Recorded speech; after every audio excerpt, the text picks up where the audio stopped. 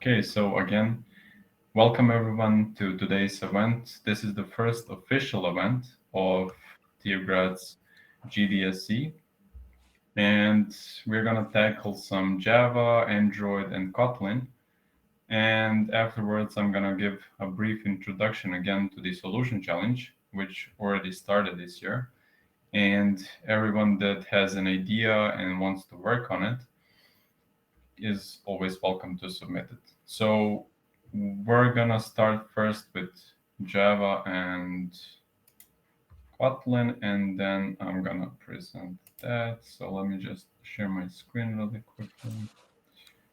Okay. Can I just start a slideshow?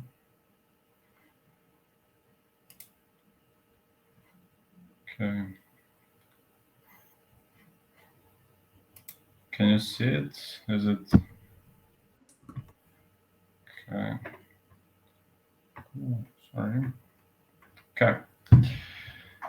So today's agenda is Kotlin and Android introduction, and we'll also give some basic Java introduction as well. Uh, my name is Lazar Gugleta, and I'm GDSC lead at Graz, and also my colleague. You're welcome to introduce yourself. I'm Emilia Bodinea and I'm the technical lead at the GDSC here. And again, welcome everyone to today's event. We'll start off with some basic Java introduction. So you are probably familiar with it, but it is a programming language that was developed by Sun Microsystems in 1991. But later on, it is much more familiar to everyone. It was acquired by Oracle, and it was developed by James Gosling and Patrick Newton.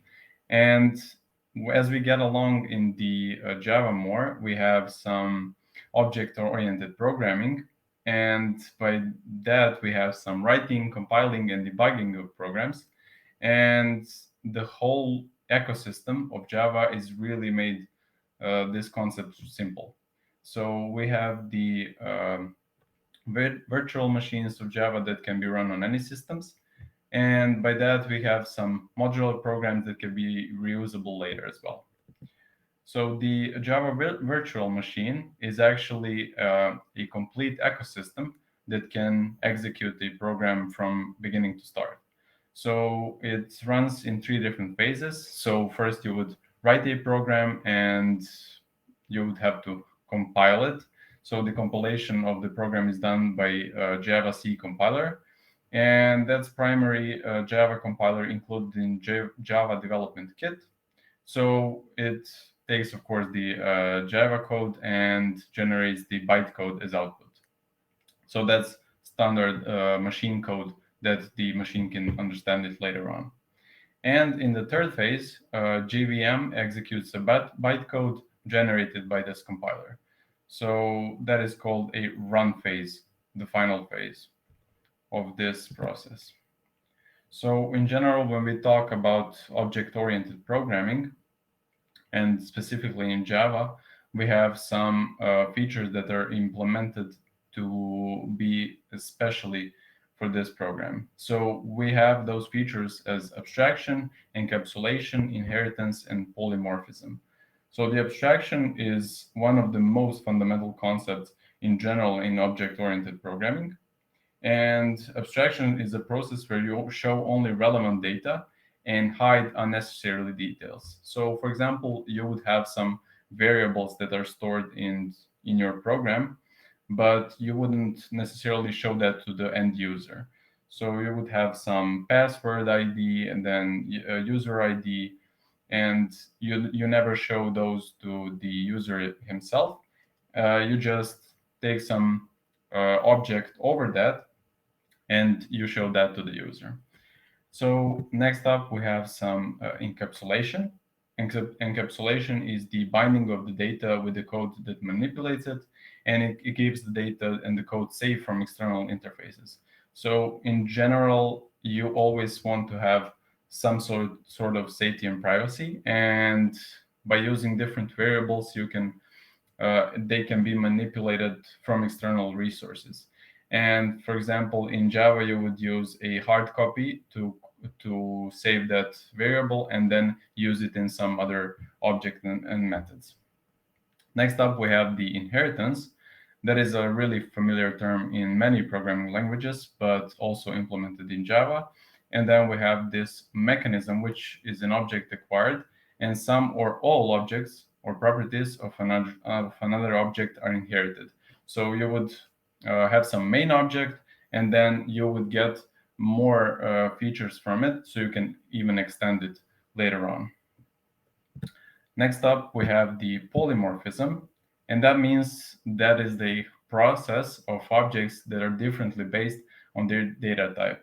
And what does that actually mean is that one method with multiple implementations for a certain class of actions. So you would have different objects and same method, but they would be modified to adjust their actual feature and what they actually do.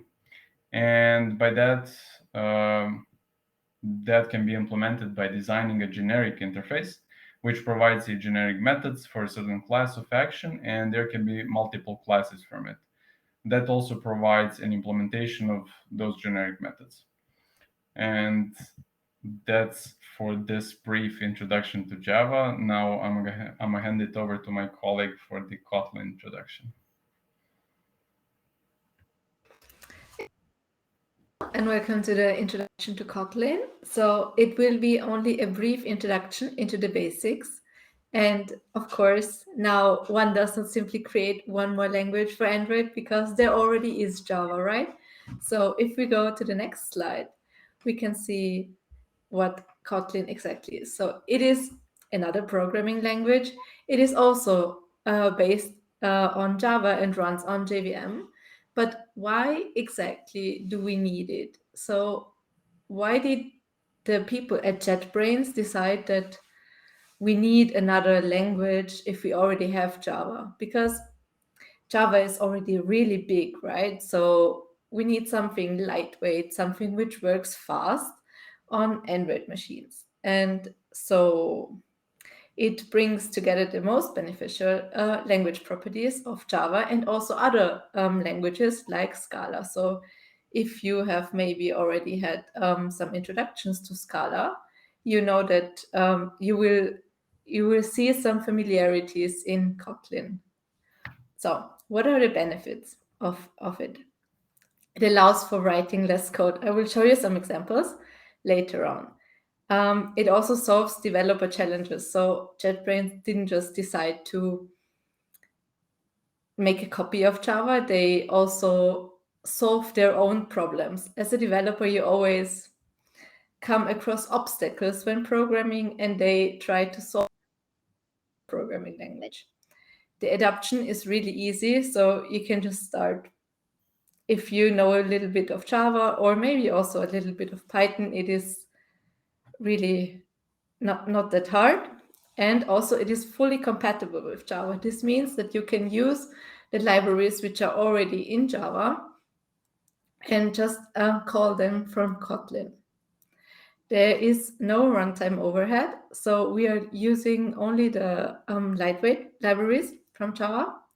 It already has a really strong community, not only in the Android development, but also in normal development. So you can not only program Kotlin for Android, but also like every normal Java app you would program, you can also do in Kotlin. It allows for multi-platform development, which means that once you create a basic program in Kotlin, you can run another, like a JavaScript framework on it, and then it can run on iOS, on Android, and on any other device. So you are not only you cannot only do it on Android, so you can also do it on other machines as well. And it offers more safety, which I'll go into it later on. So let's just start with a small coding example. I hope every one of you knows variables, and also, of course, Kotlin as an object-oriented programming language has variables. And here we have two different keywords. So if you're familiar with Java, you know that usually you write, like, if you want to have a string, you write string, variable name, something. And here you have this val keyword or this var keyword. And the val means that it can only be assigned a value once. So it is like a final in Java. And the var can be always reassigned later in the code. So you would, for example, for a constant value, you would and for another variable which you would change more often in the code, you would take var. And different assignment options. You can see the first one there. So you can have an immediate assignment where you explicitly tell it which type it is, and then also what value it should have. Then the second one, you can just write maybe you're familiar with JavaScript. It is a bit like this. So you just write the value there, and it will infer the type automatically. So you don't have to write the int. You just can write the value in there. And then you can just type the type, and then a deferred assignment. This is just when you assign a value, another value. So I talked before about safety, right? So of course, null pointer exceptions is a big problem in Java, and they tried to solve it in Kotlin, because more than 70% of Android apps crashed once due to a null pointer exception, and this is a big problem, right? In Kotlin, you cannot directly assign a null to any variable or object, and it is done at compile time. So if we go to the next slide, we can see the different options we have when assigning a value in Kotlin. So you can always assign it null via this val b, and then you have the string, and at the end you have this question mark, and this question mark means that this value could be null. So when we print the value now, we also put the question mark behind there, and and this exactly it is like an if. So if it asks if b is null, then return null. If not, then it will call the length method. So you will not have to do an if at every call of this variable. You just have to put the question mark behind. But if you don't want to do this and are a bit on the dangerous side, you can also use the double expression mark. And what this does is you tell the compiler that this value can never be null. And if it is null, then it will throw a null pointer exception and your app crashes. So this is a very dangerous expression, and you should really not do this unless you're 100% sure that it will never be null. But you can never know, right? So let's get to another example in Java versus Kotlin. So as you can see on the left-hand side, we have normal Java code, and on the right-hand side, we have the Kotlin code. So the function is initialized in Kotlin via fun and not at the return value. And then you have your method name there, and also your normal properties. Here we have the int at the end, like at the variable assignment. So another cool thing in Kotlin is you can directly assign a variable via an if. So you see on the right-hand side, we do not store at every the value into the into the variable, but we just put the if there and it will automatically return it into this value. And also, one other thing is the new in-between checks. There are more cool functions like this in Kotlin. You will see if you program it, where it just shows you that Kotlin is more lightweight and easier to read than Java. So here you can see the example of number in 0 to 9, number in 10 to 99, and so on. And yes, at the end, you can just return the result. And yeah, also, you do not need any, I don't know, how is it called? Semicolon? A semicolon, exactly, thank you. Yeah, that is Can we go to? like in Python. Yes, exactly. So it's Python, but Java, and yeah, it's a really cool language. Yeah.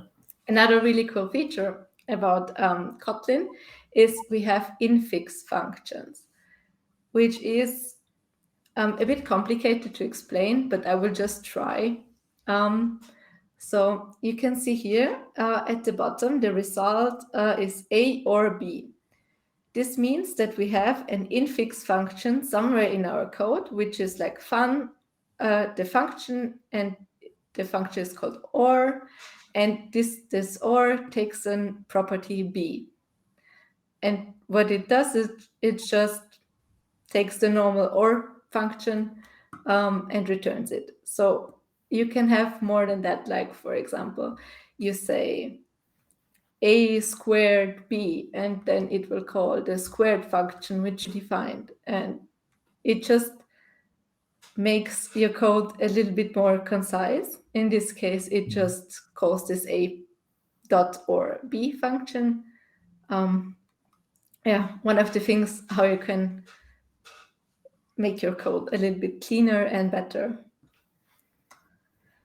And yeah. So this was only a short introduction to Kotlin, because we will probably have more workshops like this, maybe a bit longer, maybe face-to-face again. So we're very excited to have it somewhat soon. Yeah. But if you want to learn more, in the meantime, there's this play.kotlinlang.org, which has really nice examples, and you can just play around in an online IDE. You don't even have to download it right away. You can just play around, try some things where you maybe know in Java I can do it like this, but how is it in Kotlin, and so on. Mhm. Yeah, that's it from my side. Okay. So next up is Android, and now we have some basics from Java and Kotlin covered, but now we're gonna get into some Android and what does Android even use. And we're gonna start off with some basic introduction to it again. And the Android, you might already know it, but is an open source and Linux-based operating system that was developed by Google and one more company, Open Headset Alliance, but Google is the face behind Android as you know it. So the Android is a programming based in Java, or as you might have seen, it can be used in Kotlin as well. So if you have some basic understanding of Java programming, it will be really fun to do some Android development.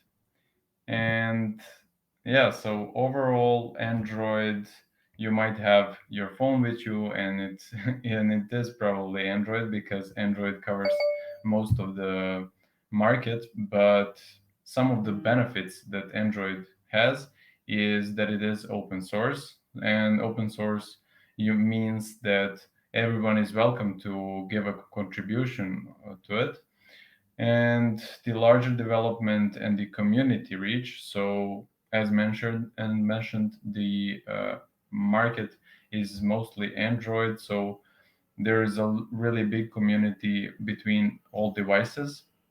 So there is a really big support around everything there. Then some of the not so interesting stuff is the increased marketing, then inter-app integration. So inter-app integration is really cool because you would have some applications that are developed for Android general purposely, and then you could serve it amongst every Android device, although the operating systems could be modified. So you have different companies, for example, let's say Huawei or Samsung or something like that. They all use Android, and then they would modify it for their versions. But the base Android system could run those apps still.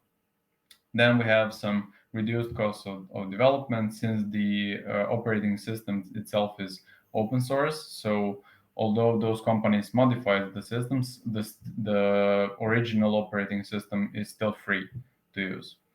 Then we have some higher success ratio when you use Android. That means that, again, serving those big communities, you would have much bigger support, and then everything would work out much better. And next up is the rich development environment, which we'll mention later on, but that is regarding Android Studio and development of those different apps. Now let's take a look at some of the applications and categories that can be used in the Android software development kit. So Android ranges from music, sports, travel, every app that you want and have on your phone can be developed in the Android environment. And as I mentioned, you could use both Java and Kotlin. So the primary setup for Android applications development is the Android Studio itself. It can be run on any device, so even you have Mac or OS X, it can be installed even there. Windows and Linux are also supported. So you would use Java or Kotlin to write your code. And then in the IDE that is already set up in the application itself by the Android Studio, you would have a complete development environment. So in general, I'm just gonna show you really quickly the or yeah the application or the example of an application that can be run is really similar to the IntelliJ IDE. So you would have a sort of a structure for your files and um, for your images, for your objects. So everything is sorted there. And then you would have like a basic project structure. And then you would have some code. For example, this is an XML code for application. This is just a really simple example of Hello World. And with using XML, we actually have some viewing. So that is an interface that is used to be on your phone. So in this case, it is, as I said, really basic application of a demo, and it says here in the title a demo and a hello world that is written here. So overall, I was working in Android Studio for a couple of years now, and it is really fun. So a lot of features there are really powerful. You don't have to do actually much. There is also drag and drop features. So you would just take this. For example, this is just a label. You would have everything offered to you, and you would just have to drag it and drop it wherever you want it. So you don't have to actually code every single thing, like for example, a pixel placement, or is it centered, is it left centered.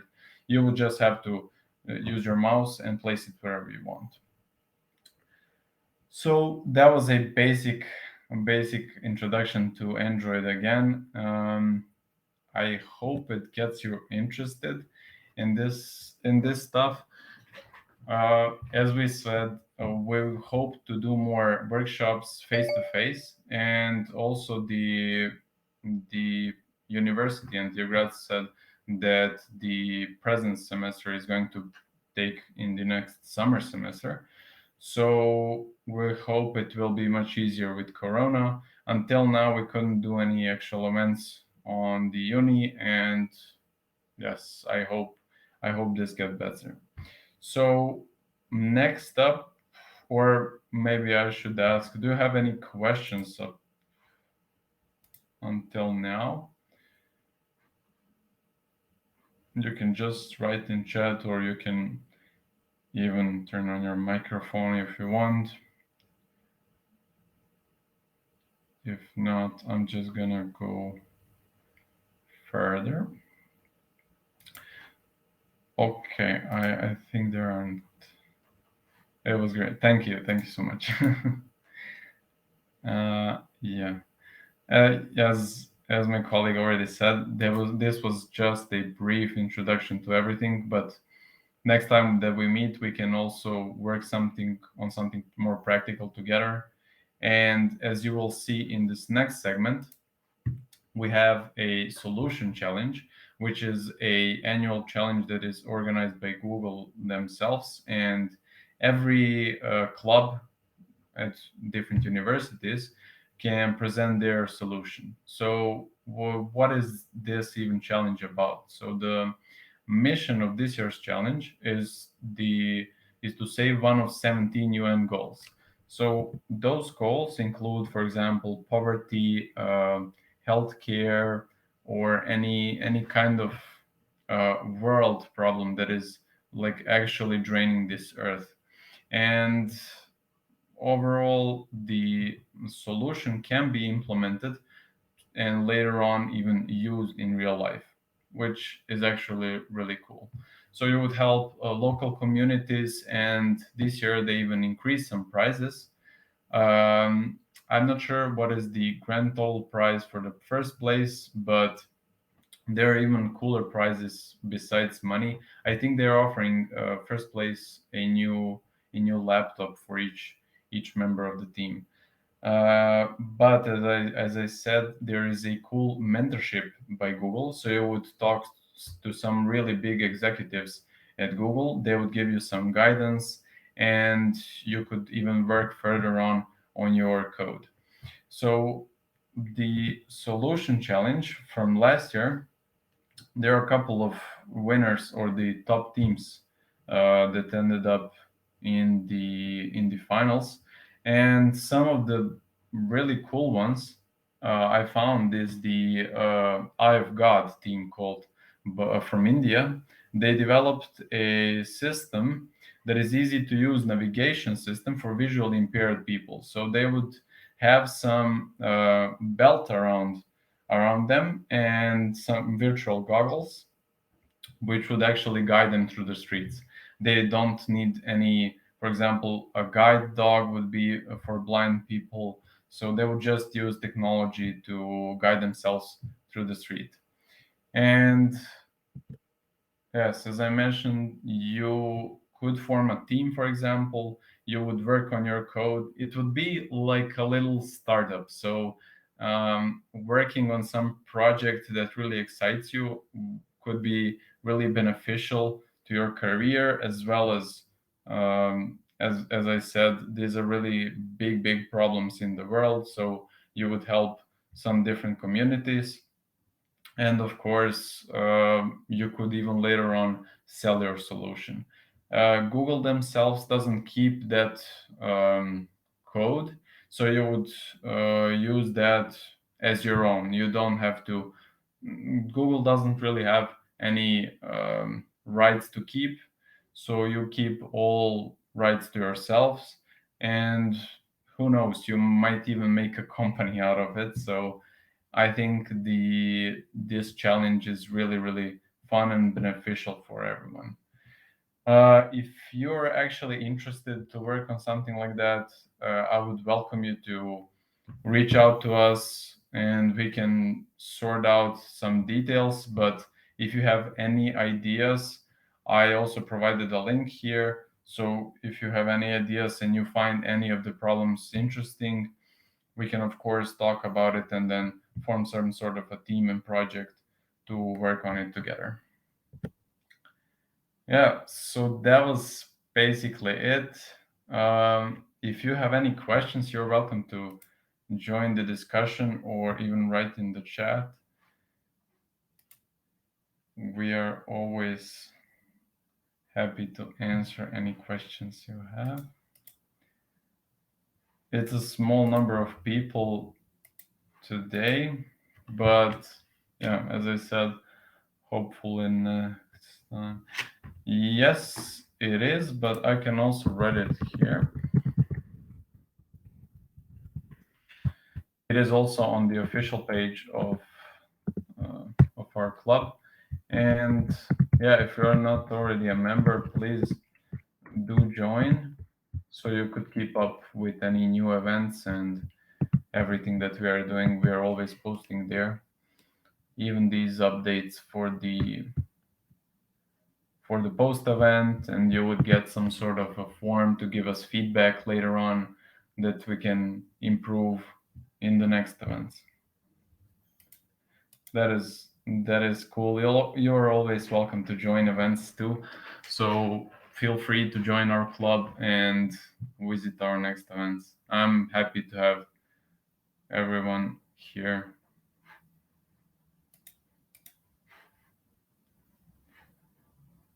Okay. So I think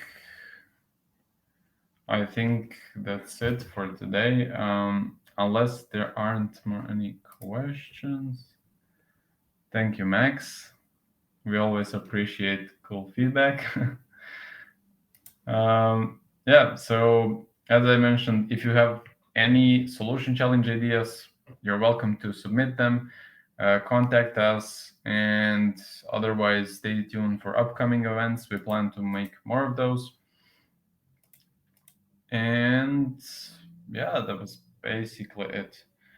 Yeah, maybe one thing we will also try to not only do yeah, programming oriented. So maybe later on we will also have some agile workshops where you will learn about Scrum and stuff. So yeah, Yep. just join and we will keep you updated on any events. Yeah, thanks for that. We will make anything, and we always try to listen what you tell us, so we will make different stuff later on as well. And yeah, that was all, Wes. Thank you again for joining and really listening. I hope it was at least mildly interesting. And yeah, I also want to say that we will plan to do more of a workshop type events, because these were just introductory events and we can't really have some um, discussion and feedback going on online. And then I think face to face it will be much better later on, and it will be much more casual, I think. So yeah, as I said, of course, sign up with the link and you will get the updates there. So yeah, that was all by my side. Do you have anything to add, Emilia? At this time, I think. So Okay. Okay, then again, everyone, I'll stop the recording here.